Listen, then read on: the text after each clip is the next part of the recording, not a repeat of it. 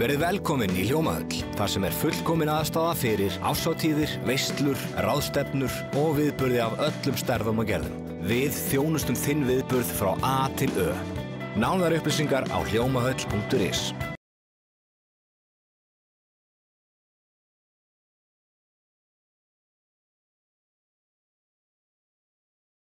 Komið sæl og verið velkomin í Suðurnesja Magasín. Við heilsum ykkur úr einum fallegasta garði á Suðurnesjum, verðlaunagarði hér í Reykjanesbæ. En við ætlum að hefja þáttinn hins vegar í skrúðgarðinum í Keflavík, þar sem að rótarimenn hafa verið duglegir að vinna og halda þar við aldingarði æskunnar. Komum með okkur þangað. Í þættinu förum við líka til Grindavíkur og tökum á móti safnskipinu Óðni. En þar var forseti Íslands með í för og fékk áskorun frá okkar manni í Grindavík. Á morgun sjálfur sjómannadagurinn og að gömlum sið þá munu menn berjast út á planka í kottaslag. Ef að þú þorir þá skal ég mæta þar á plankanum á morgun. Hvað segir það? Við hittum líka Fríðu Dís Guðmundsdóttur en hún að gefa út nýja plötu. En byrjum þáttinn í aldingarðinum. Þið eruð mættir hérna aftur í aldingarð æskunnar og við fylgdum þessu úr vör með ykkur á sjómannadaginn 2019. Hvernig staðan núna? Já, hann nú stöðugt í þróun og hugmyndin þetta var að tengja þetta við æskuna til þess að reyna að vekja áhuga hennar á ræktun og við höfum verið í mjög miklu samstarfi hérna við Tjarnarsel og þar nú reyndar vinnudagurinn svo líka, þannig að þar alltaf fullu. Leikskólinn Tjarnarsel. Leikskóli Tjarnarsel, þannig að þetta nú eiginlega hugmyndum. Við höfum skipt þessum garði sem að við fengum úthlutað hjá bænum. Hann var nú þá svona í dálítilli órækt og ég eiginlega velaði Rótarklúbinn til að taka hann til undir sína vangi og við höfum sinnt þessu eiginlega alveg síðan. Eru þið rótari menn hér í Keflavík búin að vera núna á hverju ári síðan gerðu þetta? Já, við höfum annarkvort verið hér eða upp við Rósarsasvett, þar sem við eigum einnig í reit, já. Og hann nú reyndar gamall og kominn, hann frá 87. Við getum sagt að þetta sé nokkuð blómlegt að líta, eða ekki? Jú, þetta bara náttúrulega allt blómlegt í dag í svona fallegu veðri, bara svona líta þessa túlípanna hérna sem að við settum niður hérna 800 túlípanna bara í haust og það var hér bara blómaskrúð hér allan garðinn. Við vorum að rífa þá upp marga þessar rauðu sem var nöftandi, en svona þetta og svo höfum við skipt þessu upp í reiti. Hér til dæmis rósareiturinn og við reynum að merkja rósirnar svona til þess að fyrir fólk til þess að kynnast rósum. Og svo síðasti þarna það sem að mennirnir eru sitjandi þarna, þessir sem eiga að vera að vinna. Já. En þetta sígræni reiturinn.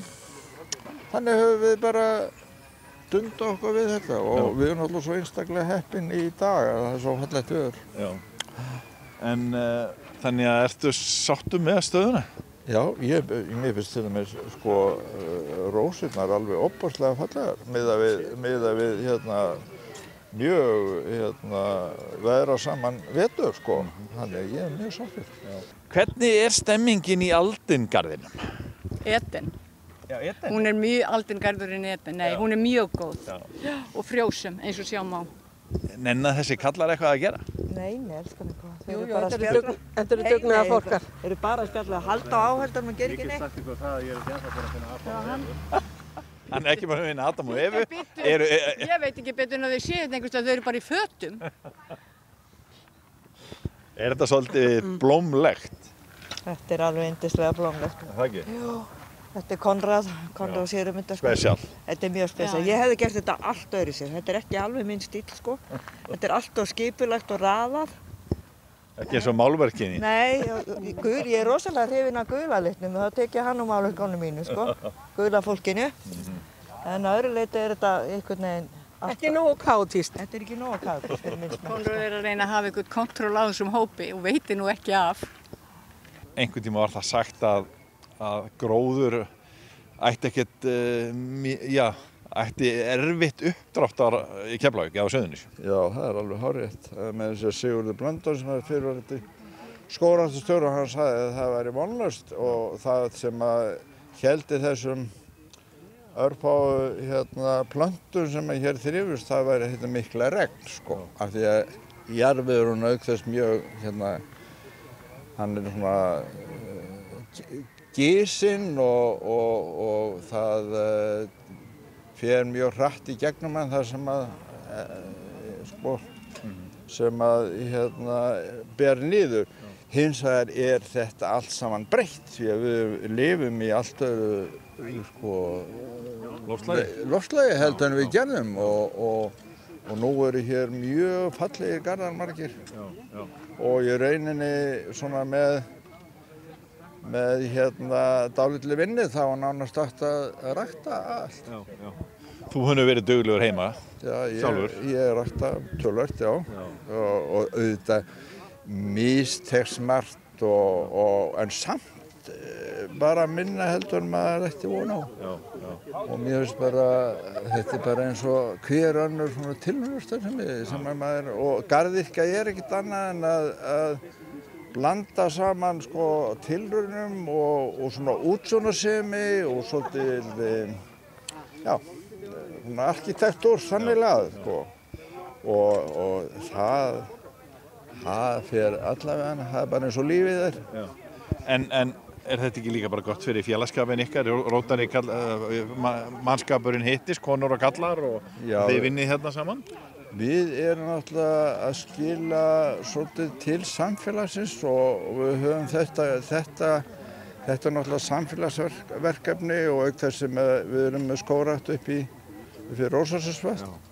Svona klúbbur, hann verður, það er mín skoðun að hann verður að hafa eitthvað til þess að vinna að sameiginlega. Svo sé ekki bara setja og mér sýnist allir vera sáttur við það og skoðun. Og við höfum bara allir sáttir og gaman að hittast. Já, og svo förum á borðu núna þegar þessu lýkur og þá... Er formaðurinn að hitta grillið? Já, formaðurinn er akkurat að hitta grillið, já. Hannes, við kíktum á þig einn góðviðrista í júní 2019 og það vildi svo til að það var eiginlega besti dagur sumarsins. Það ringdi svo mikið eftir það. Við vonum að það gerist ekki núna þegar við heimsækjum þig í hérna fallega garð. En hefur mikið gerst í garðinu síðan þá? Þetta hefur náttúrulega bara vaxið alveg endalaust, sko, og svo er maður svona verið að, ég hef sett þessa hvítu möl og er búin að gera svona alls konar smá og tróð einu blómi sem ég hef náð að lauma inn í garðina á þess að konan tæki eftir. En ég sá þig ekkert á hnjánum niður í skrúðgarði. Nei, það tekur smá tíma að undirbúa grillið, sko. Ég hef verið að gera þetta þannig að ég hef bæði farið niður eftir og verið á hnjánum og svo komið hingað upp eftir 6. En nú er svona, þú veit ok, aldurinn er svo sem ekkert farin að færast yfir mig, en Þú ert búin að læra það að þetta þarf meiri undirbúning. Þetta þarf aðeins meiri vinnu, sko. Þetta er náttúrulega, sko, hamborgarar í Hallagarðinum sem er sennilega, sko, nýtt firmanafn, skilst mér, að það er eitthvað komið til þess að vera og ég verð bara að vera í því. Hvernig leggst sumarið í því? Sem garðeiganda? Það leggst rosalega vel í mig sem garðeiganda. Ég hef verið að fylgja svolítið með veður, spánum hjá honum Einar á Bliku. Og ég get ekki annað séðan að það verði bara rigning yfir Bretland og 50 hér. Sjáu þessu hérna. Alveg full af knoppum. Þetta verður blómahaf í sumar. Óðinn kom til Grindavíkur sjómannadagshelgina. Við tókum á móti þessu sögufræga varðskipi.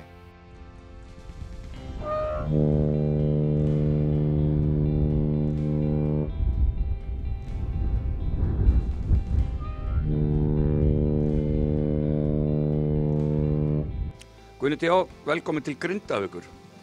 Þú hefur væntanlega aldrei komið svona til Grindavíkur áður það? Nei, ég hef aldrei, hver veit. Ég var eitt sumar á fraktskipi og nú þarf ég að rifja upp í minningunni hvort við komum hér við þegar við fórum á ströndina.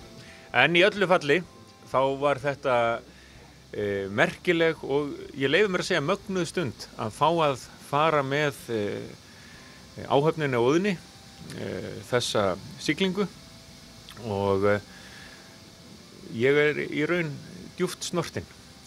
Hér hafa árabil hollvinir Óðins lagt nótt við dag, viljað sýna skipinu og sögunni sjálfsagða virðingu og uppskera nú, ef svo má segja, árangur erfiðisins með því að við komum hér á þessum fallega degi og þetta frábær leið til þess að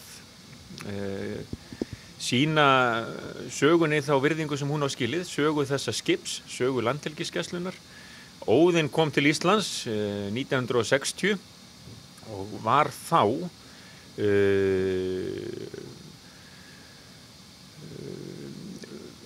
skip sem var hannað eftir þess tíma kröfum og menn voru framsýnir við gerð skipsins. Það hentaði vel til björgunarstarfa og sýndi það nú svo sannarlega í verki og átti svo líka sínar mögnuðu stundir í þorskastríðunum. Hér borð voru menn með þeim fyrstu að beita klippunum með góðum árangri.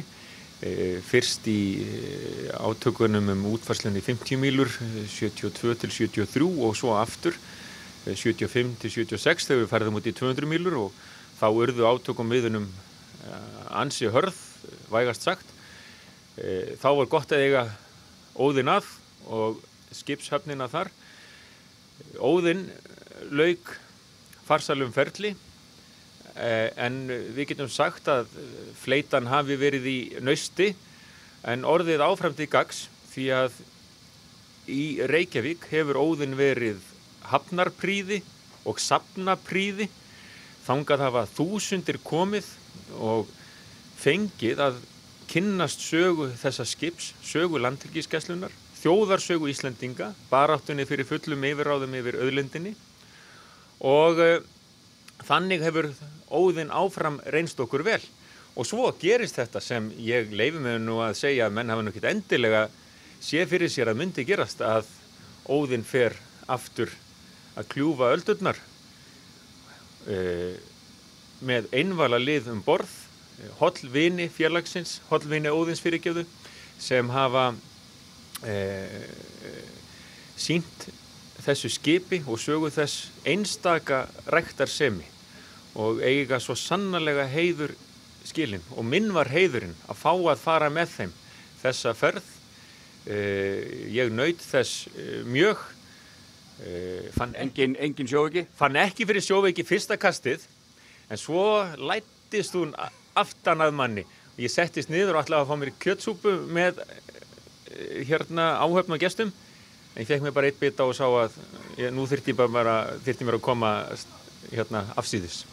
Ætlar að njóta Grindavíkur eitthvað meira þessu sjómanhelgi? Já, ég hef komið hér nokkru sinnum áður og farið á sjóvaran Síkáta með fjölskyldunni og alltaf mætt og notið gestrisni og góðvildar heimafólks og svo verður raunin áfram núna.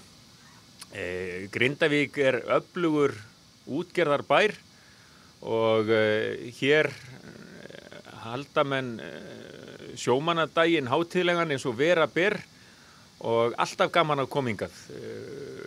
Hvort sem það á sjóvaranum Síkáta eða bara að skella sér með fjölskyldunni í sund.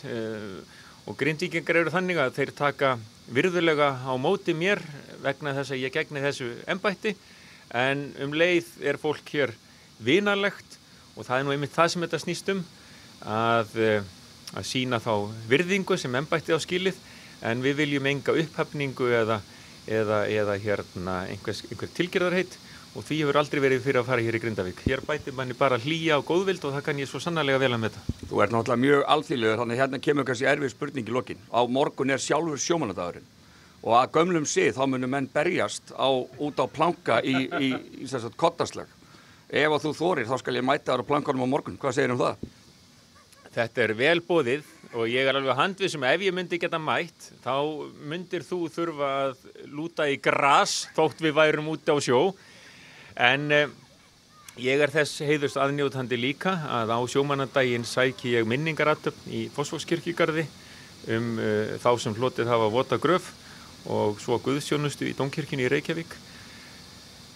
Þannig að þetta ekki bara afsökun hjá þér sem stóð ekki að mæta mér? Ekki þannig, nei.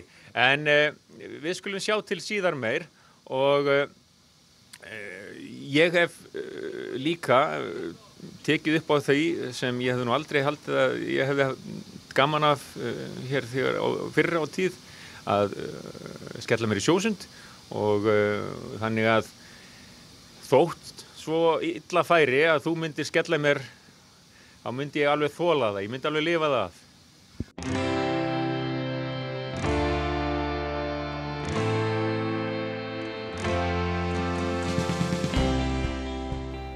Tónlistakonan Fríða Dís gefur út nýja plötu í júlí en hún ber heitið Lipstick On. Við hittum Fríðu og spjölluðum við hana tónlistaferilinn hennar og nýju plötuna. Hvar og hvernig byrjaði tónlistaferillinn þinn?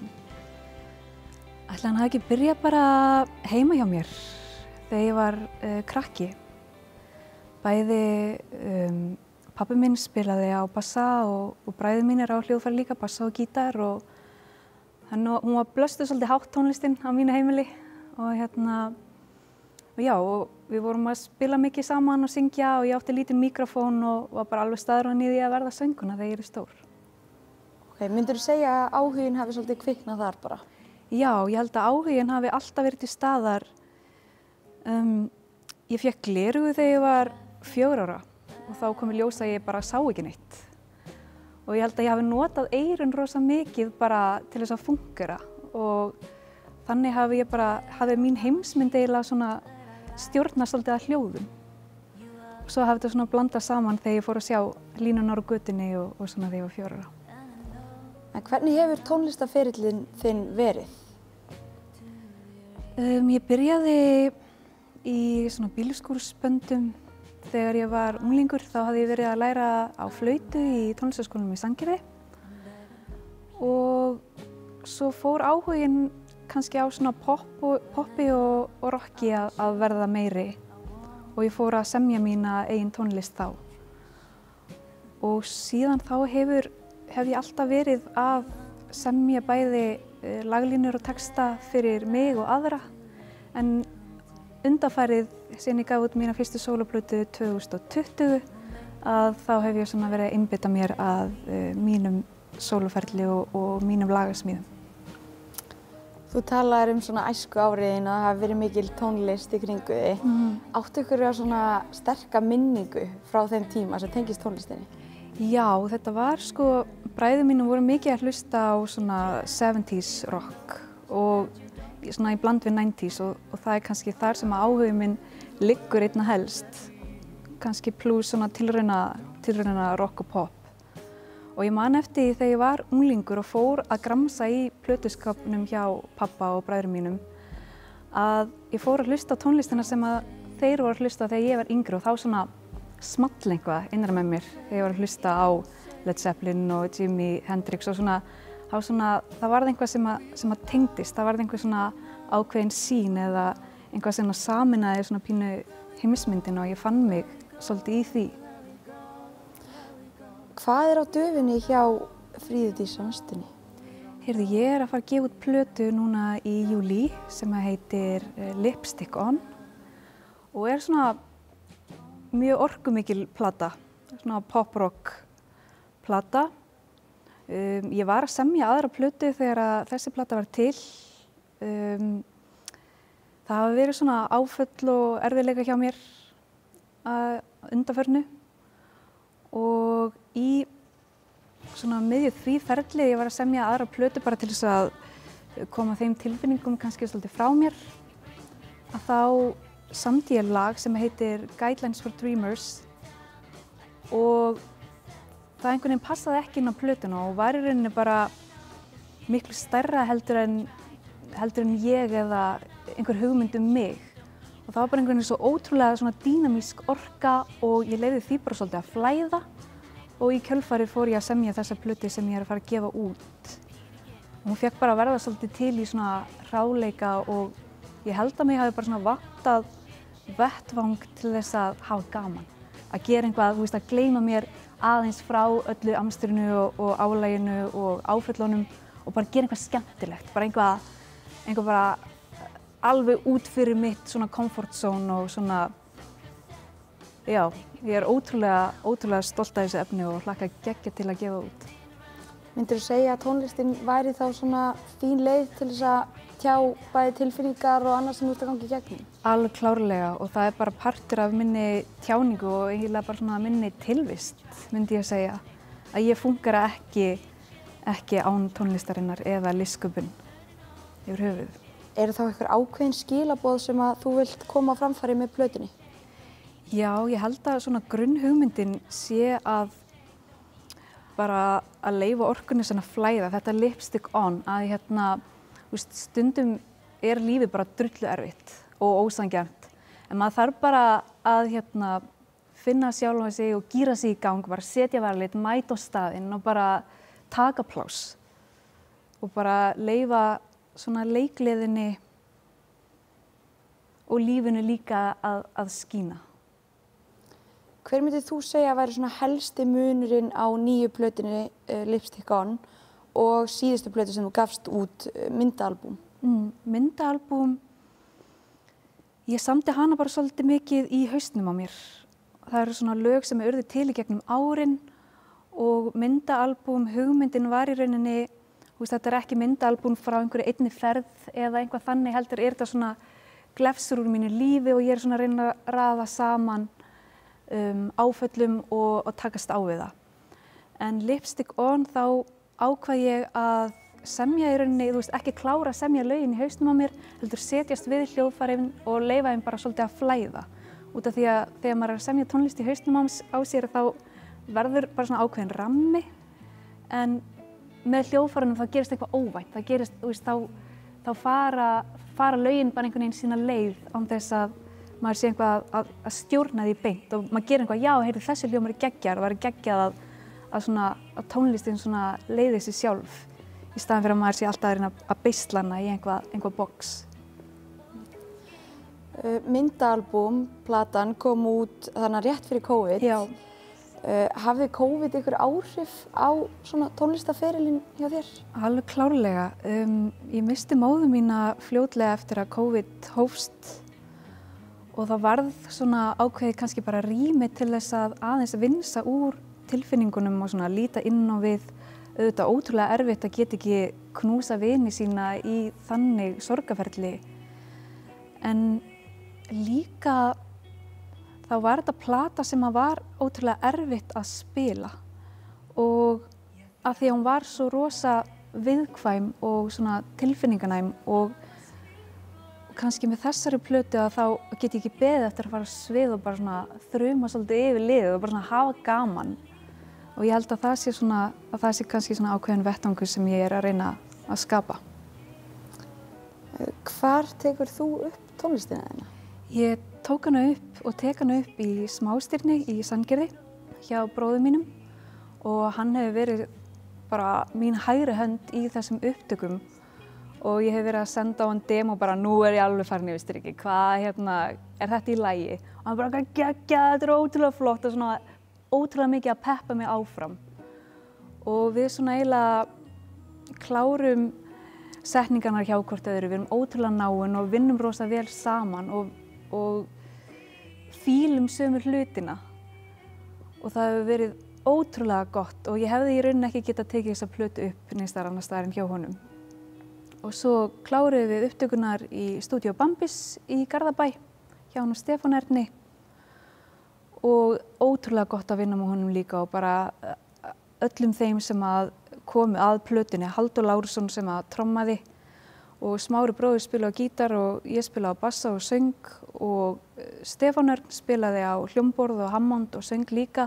Sofía Björg Óðinsdóttir, hún söng líka með mér og við gerum eitt lag saman, syngur eitt lag með mér Og svo það Ásbjörg Jónsdóttir sem er líka með raddir og María Rún sem vinnur hérna líka, hún með raddir og Viktor Atli sem hérna líka. Og Jóhannes Haukur leikari, hann með svona díalóg með mér í einu lagi. Og svo það hann Sigurdór Guðmundsson sem sér masteringu. Og Arnar og Arnar sem munu og að hanna plötucoverið. Hvað þetta mörg lög? Þetta eru 8 lög pluss intro, þannig að telja 9 í heildina. Átt þú þér einhver markmið tengt tónlistinni?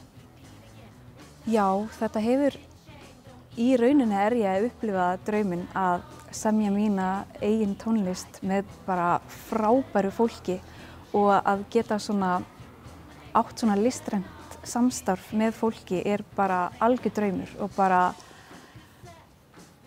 já, heilinn verður einhvern veginn svona, hann blómgar svo. Það er það sem þetta snýst að það verður einhver dýnamík í gangi.